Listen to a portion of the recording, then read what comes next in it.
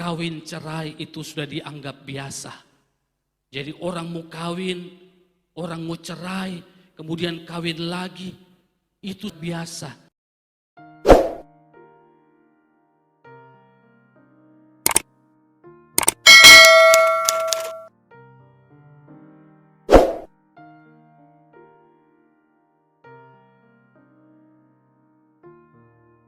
Ini adalah doa Yesus sesaat sebelum dia disalibkan.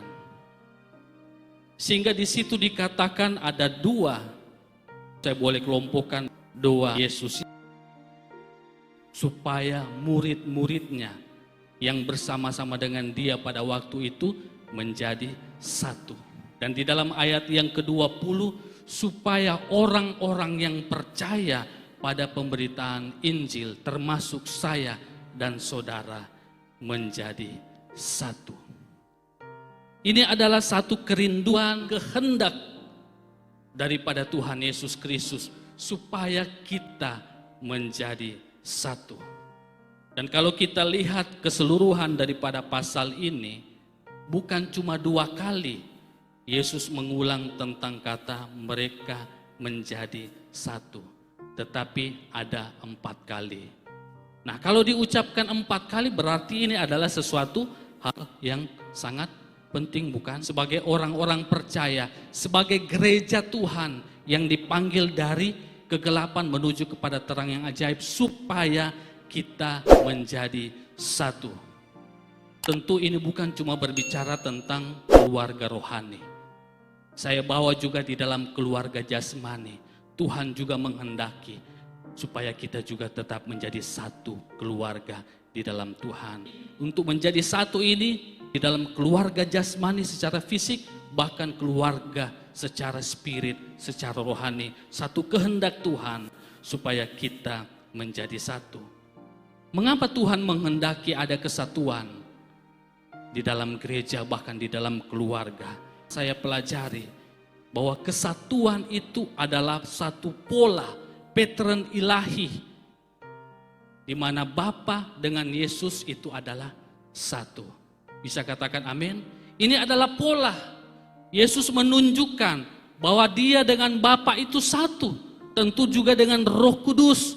Di dalam lembaga kealahan mereka adalah satu. Dan pola ini yang Tuhan mau juga ada diaplikasikan di dalam kehidupan kita. Baik kita sebagai keluarga fisik, keluarga jasmani, dan juga keluarga rohania. Kita harus menjadi satu. Kenapa? Karena Allah kita adalah Allah yang satu. Bisa katakan amin? Ini menjadi pola bagi kita.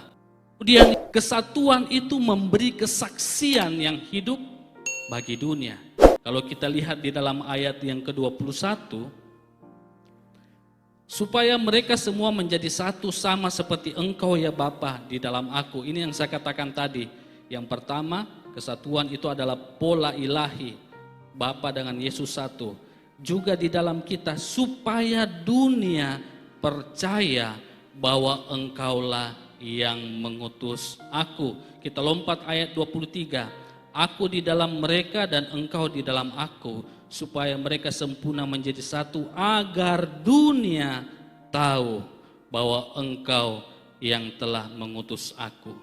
Jadi yang kedua, kesatuan itu akan memberikan kesaksian yang hidup pada dunia, bahwa kita ini adalah anak-anaknya Tuhan. Kita mengikuti pola ilahi, sebagaimana Bapa dengan Yesus satu, kita juga satu.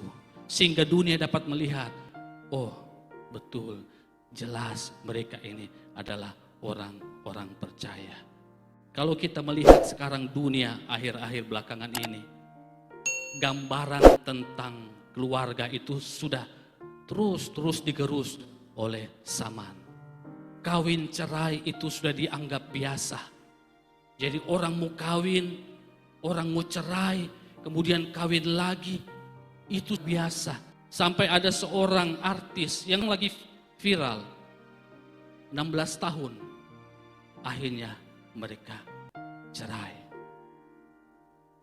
Kemudian dalam konten yang mereka katakan, keluarga mereka baik-baik saja.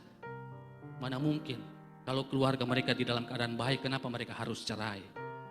Memang ini adalah tantangan akhir zaman, bahwa dunia, bahwa kuasa kegelapan akan berusaha memecah belah keluarga, termasuk gereja Tuhan. Ini tentu kita harus perhatikan bahwa itu bukan polanya Tuhan. Kalau kita lihat di dalam Maleakhi, apa yang Tuhan kehendaki daripada kesatuan itu, yaitu apa? Keturunan ilahi.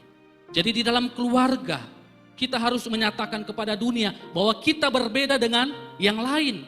Kita adalah keluarga yang satu. Kenapa? Karena kita punya Tuhan, Allah yang satu, yang tidak pernah terbagi-bagi, yang tidak pernah terpisah, yang tidak terpecah belah. Sehingga keluarga kita harus menjadi keluarga yang satu, keluarga yang utuh di dalam Tuhan. Makanya Yesus berkata, mereka bukan lagi dua, tetapi satu. Apa yang dipersatukan oleh Allah tidak boleh diceraikan oleh manusia.